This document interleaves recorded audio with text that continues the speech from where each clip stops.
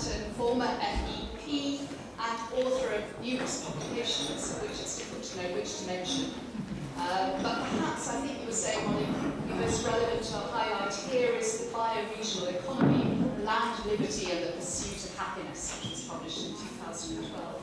And it was in conversation with Molly that the questions underpinning the conference emerged. And I'm also grateful to Molly for being willing to forego certainty and embrace spontaneity and improvisation. And she appears twice on the programme, both this morning and afternoon. And as well as sharing her insights and some planned and more rehearsed material, she's going to respond to what you are going to offer in through your post-it notes. So please do write on those post-it notes. And that's in the session this afternoon, and to what she has been hearing throughout the day, which I think is very wonderful, Molly, that you're willing to do this. But for now, this is a presentation that Molly is going to give and to encourage our participation. So thank you very much. Thanks so much, Sue. Is that working? Yeah. Is it? Oh, excellent. So I just think I've got to start with the word wow. You seem to absolutely incredible presentations. I know my mind, it's not exactly spinning, but there's all sorts of connections going off and interesting things happening, which I'm sure will last for quite a long time for all of us. And when we were talking about this conference, one of the things we wanted to do was sort of challenge thinking and challenge the way conferences work, and I think Sue's achieved that amazingly by inviting these two brilliant speakers here. But the other thing we really wanted to do is to avoid that sort of conference where there's like us and them, and people are up here presenting and you're there listening, because we've all got to solve these problems together. And I noticed there are only 3 post-it notes over there, guys. Imagine if it's your class, only 3 post-it notes. So come on, please do better than that. Participation than that. And that's what I'm going to base my second intervention on. So I need to make sure there's lots of things coming from you. And I also just wanted to say that I've been given permission, as Sue said, to be a provocateur. That's totally unnecessary, because we've had massive provocation by our first 2 speakers, which I must say I really enjoyed. So I think the thing that's particularly liberating about the way Sue's organised this conference is that we're allowed to bring in wisdom as well as knowledge. I'm not sure how often that actually happens in the university, because you're always stuck with having to reference everything.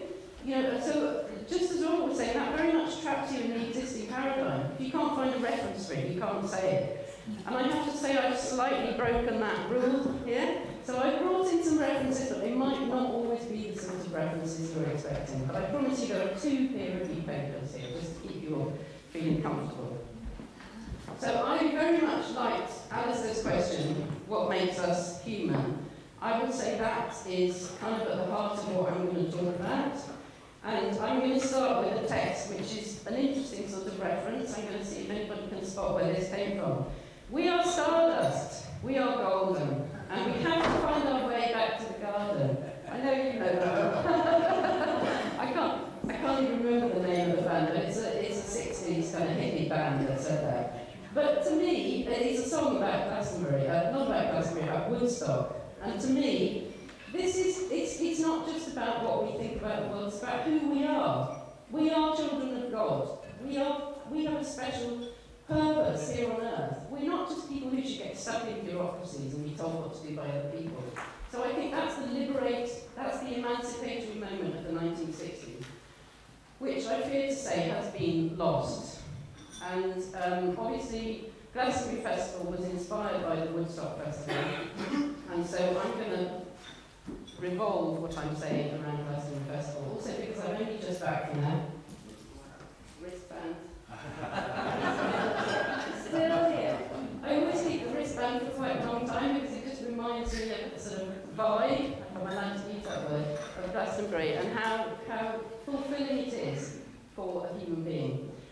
So I'm not claiming that Glastonbury is an ecological paradigm, because we all understand the issues around energy use and carbon emissions, especially with flying artists in from around the world.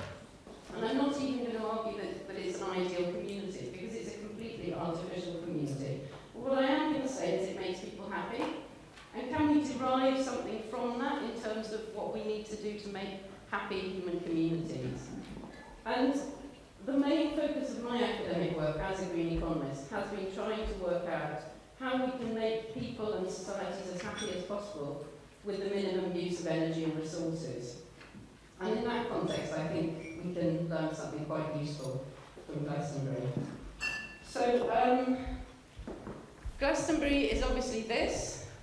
It's, I'm sure quite a few of you have been. It's in my backyard because I grew up in Bath, so I've always felt it was like my local festival. And it also obviously grew up as a very green festival. So I see my mates when I go there, and my kids always say, "Oh, who did you see?" And I'm kind of like, "Oh, you know, I saw Penny." And I said, "Where did you get to in the bands?" And they said, you know, they always tell me I'm a waste of a ticket, but I did go and see Paul as I will say later. But I think the other important thing to say is that as well as being this place, Glastonbury is also this place. It is a place of pilgrimage. It's a place that's surrounded by a whole series of really interesting myths, especially Christian myths, but also what I might call New Age myths. When I was MEP, I represented Glastonbury, I represented Stonehenge, I had some fabulous places that I represented. And one time I was visiting Glastonbury and there was a sign in a shop window there, and it said, "Dream catchers back in stock." And to me that sort of sums up this. I mean, if you imagine people in Glastonbury rushing around, it's not milk, no worry about it. There's no dream catchers, what can we do? And so we're all resting easy in our beds in Glastonbury now because the dream catchers are back in stock. Anyway, that makes it an amazing and wonderful place. People are living in a way that I think is really important in terms of imagining a better future, which is also imbued with an important spiritual dimension. And so, you know, Glastonbury is a place of pilgrimage in many senses. Right. So, the sort of themes I'm going to be looking at are some of the themes I cover in this book. Things like what makes a good life. Surely it's the job of a university to ask that question. How often do we get to ask that question? Why is it that when people go to Glastonbury Festival they're happy, almost universally? How can we take that sort of shared feeling of joy into our everyday life? Sorry, another joke I can't resist. I went past a Christian church once and they had a poster there saying, "If you're not experiencing joy, something is wrong." And I had a friend called Joy at the time, and she used to find this deeply concerning. But anyway, I think we all, you know, if we are not experiencing joy, something is wrong. I think we should sort of have that above our bed so we wake up in the morning and see that. But, you know, there is real joy at Glastonbury. Where does it come from? How can we reproduce that in our everyday lives?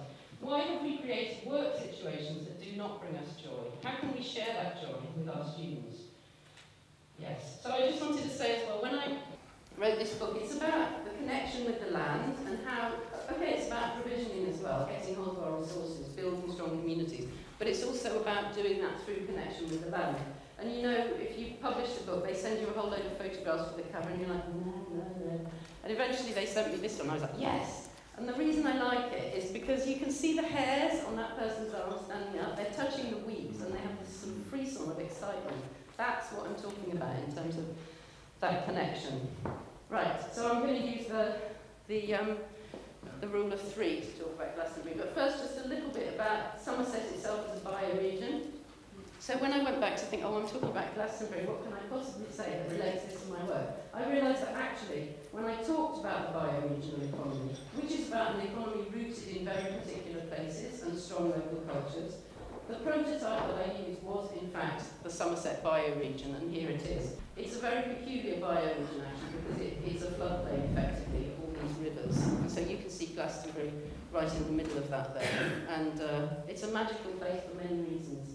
But, you know, it does have this particular geography and this particular sense of culture that grows out of that. And to me, connecting that with our economic lives is absolutely fundamental in ensuring we have an economy that lives within planetary systems rather than the way it works at the moment, which is destroying planetary systems. Okay. So, the three themes I'm going to look at. The first one is community. Sorry, this is one I was thrown because it was a peer-reviewed paper there, and I just wasn't expecting that. But I'm going to start with community, which Alistair mentioned as a key theme of the conference, and I think that's absolutely right. So, what is it we learn from community by being at Glastonbury? Who's been to Glastonbury Festival? Yeah, quite a few people, so you know what I'm talking about. It's absolutely amazing to be with such a huge number of people and yet feel very safe.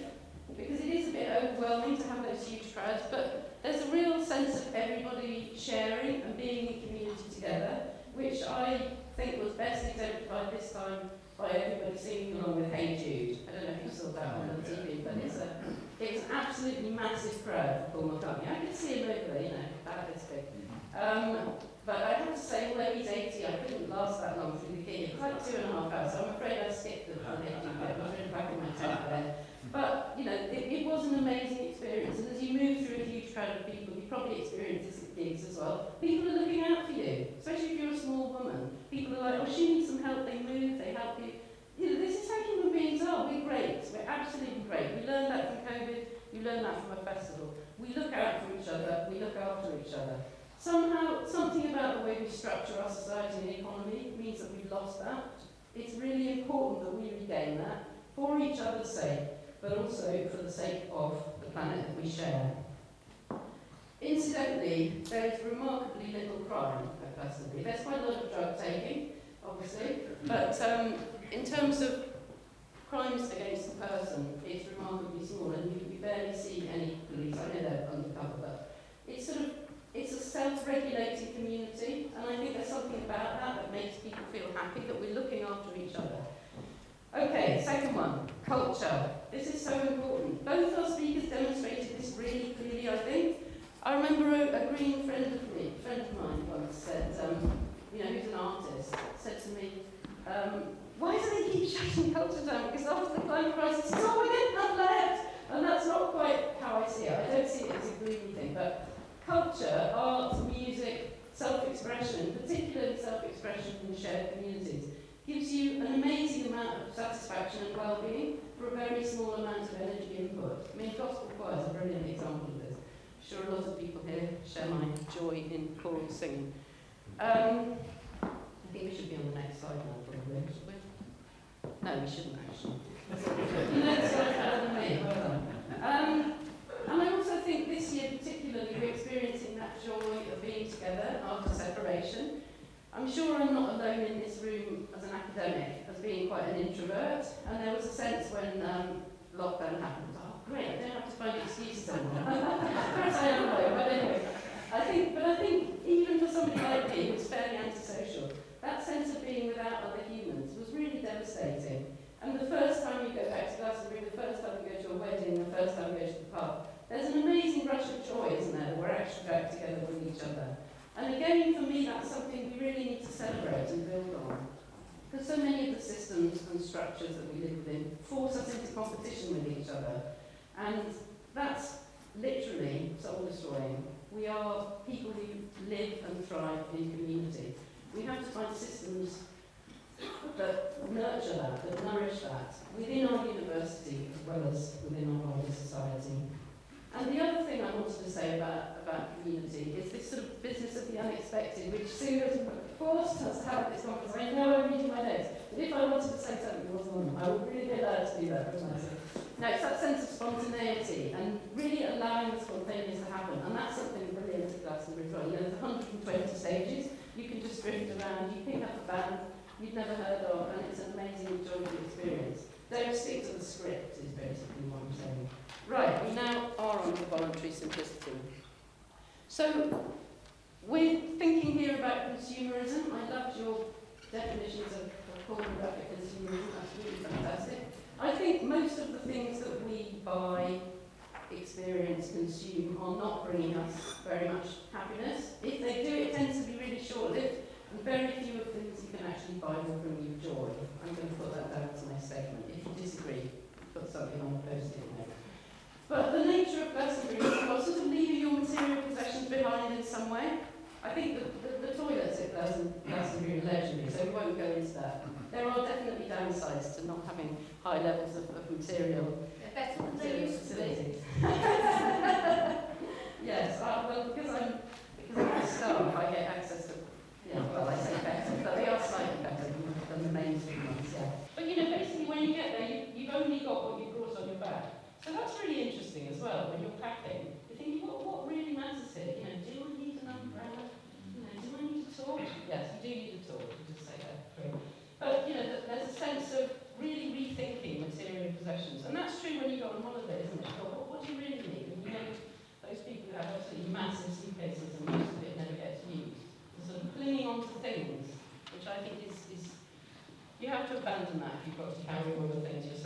quite a good experience. And then we've got living outside. If you go to a festival, you are literally living outside for 4 or 5 days. Even if you're inside a tent, you're effectively in the light, in the air. This is something that obviously is intrinsic to us as human beings. We've spent most of our evolutionary life living outside, but how much do we live outside now? We're mostly in buildings. So I think the experience of being outside is a really crucial one. I mean, we have a beautiful campus here, so being outside is actually a pleasure. There are plenty of places people live where it's actually not so pleasant, but to me, one of the most important things you can do to reconnect and to start to address your contribution to the ecological crisis is spend more time outside. You know, connect with a tree. We had a brilliant time, didn't we, when we had our climate network and we went and sat under the tree out there. That still feels special to me because, yeah, if you really have a relationship with the tree, it will never disappoint you. And also, I mean, obviously Glastonbury does have a big energy impact, but at the same time, you know, how do you compare that with flying abroad for a holiday? You sit by a pool, you don't really meet anybody, you don't know, you don't learn anything new about the world from that kind of experience. This is an absolutely brilliant book. I'm not commenting on most of the references, but I would just... Do you know this book? It sounds like, yeah, it seems like an Alistair kind of book to me. It's an absolutely brilliant book about the way we relate to the world and how that's changed through history. So if I'm going to recommend you read one of my references, that's the one. And I suppose, lastly and more prosaically, there's lots of ways in which being at Glastonbury Festival you get to experience part of what sustainable living might be about. So a lot of people there probably haven't tried vegan burgers, perhaps they won't ever try them again. No, we shouldn't really say that. You know, refilling your water bottle. The whole of the green fields are powered by solar and pedal power, and that's been the case actually for decades. So, you know, for me these things are normal, probably for you they're normal, but for a lot of people it's the first time they've experienced that. So I hope people are experiencing a different kind of living. And again, that's something we can think about in terms of our teaching and in terms of the experiences we have here on campus. And the brownies, I think, is an exemplifying that for us here today. So, I want to conclude by saying that we are hedonists, but we are not sybarites. I actually wonder whether I might be a sybarite. But anyway, the distinction I'm trying to make is we are pleasure-loving creatures. Why shouldn't we be? You know, that's who we are. It's fine to seek pleasure. It's fine to seek joy and to enjoy life. But if the sort of pleasure we're seeking is based on massive overuse of energy and materials that's causing the death of people across the world and making the lives of future generations impossible, then you should be rethinking. But there's plenty of ways of getting pleasure and joy in life without massive consumption of energy and resources. And so when we talk about this new ethic of consumption, it must be about satisfying our essential human needs. But in my considered opinion, our essential human needs are not primarily material. And in fact, the quest for greater material satisfaction often comes at the expense of the true joy that we should be seeking in life. So before I move on to the last bit, I just want to say again, please, if you're reacting to anything I'm saying, if you're not reacting to anything I'm saying, I'm very disappointed. So please, go to the teacher over. No. Or if you have reactions to what was said by the other speakers, please do write those down. Because the whole purpose of this conference is for us to hear from you, not just for you to hear from us. Right, slide 11. It's going to be a bit of a magical mystery term. Aha, I love slide 11. So I put this quote from As You Like It at the beginning of the bioregional economy, because you always have to have some Shakespeare, don't you? I'm well knotted in there because I've got Shakespeare. But no, actually because it's about the Forest of Arden as a sort of magical place where incredible things can happen, and I really see that as the sort of space we need to be thinking about in terms of building our ideal communities, especially that last part. And this, our life, exempt from public haunt, finds tongues in trees, books in the running brooks, sermons in stones, and good in everything. I could not change it. Right, now we've got Lolita, who's a real pleasure to bring into the room. Last slide. Oh no, we haven't. This is a magical mystery tour, I do apologise. This isn't Lolita, this is Tim Jackson. I've got 4 white men now, so I needed to bring Lolita in to balance them out. You'll meet her in a minute. But this is Tim Jackson, who did some absolutely amazing work when he was Commissioner of the Sustainable Development Commission, which was set up under the Labour government and almost immediately abolished by the Conservative government, because it was making some of these points I'm making about what makes a good life, about the need for voluntary simplicity, about reducing consumption. Now, if you're focused on economic growth as a government and GDP figures, this is very frightening work indeed. I think the next slide does something similar. Yeah. And this is Kate Soper, who talks about post-growth living and this idea of an alternative hedonism. And that's really, I think, central to what I'm talking about as well. It's fine to be a hedonist as long as your pleasure seeking does not trash other lives. And yeah, to me this is something, how much do we dare to share this with our students, especially if they've flown on the other side of the world to be with us and they have an ambition to continue flying. You know, we're stuck in some really serious cognitive dissonances and conflicts there, I think. But we shouldn't shy away from them because this is an urgent crisis we're in and we have to address it. Right, come on, Lolita's there. There she is. She's absolutely fabulous Indigenous woman from Guatemala, who I worked with when I was in the European Parliament. She won our Human Rights Prize. She is such an incredibly wise and brave woman. You've probably heard recently about the threats to Indigenous people in Brazil. Well, the same thing has been happening for longer, but much more serious in Guatemala. And she actually has to live in Spain because, and that's terribly painful for her as a person who's very connected to the land, but she's had to live in Spain because of threats to her life. And I want her to be here because I want us to acknowledge the wisdom of Indigenous people. It's a strange phrase in a way, Indigenous people. But what I mean by it is people who have never forgotten that lesson of being connected to the land. This is the lesson we need to learn if we're going to be able to live in harmony with our planet. And there's something about Indigenous people, because they are completely dependent on the land. And so they have that natural connection and that natural relationship. So I leave her here because I'm going to give you 3 quotations that are all from white men, so I think she needs to sit here. And it's lovely to have her with us as well because she's such a wonderful person. So, firstly, Pablo Neruda, who's a Chilean poet, he wrote in one of his poems, "When I die, I want your hands." When I die, I want your hands on my eyes. I want for your ears to go on hearing the wind, for you to smell the sea that we love together, and for you to go on walking the sand where we walked. To me, that sums up perfectly that sense of connection between people and between people and the natural world. That's at the heart of what we are as humans, I believe. And to counter that, we've got a quotation from Wordsworth, where he said, "Getting and spending, we lay waste our powers. Getting and spending, we lay waste our powers." We're earning money, we're spending that money. We're ignoring the powerful, amazing human beings we are. It's not making us happy, and it's actually destroying, killing this planet that we depend on. And finally, John Ruskin, about whom we could say many things that aren't favourable at all, but I think in this short sentence he was completely right when he said, "There is no wealth but life." That's my sort of closing remark, and I would say my guiding principle as a green economist as well.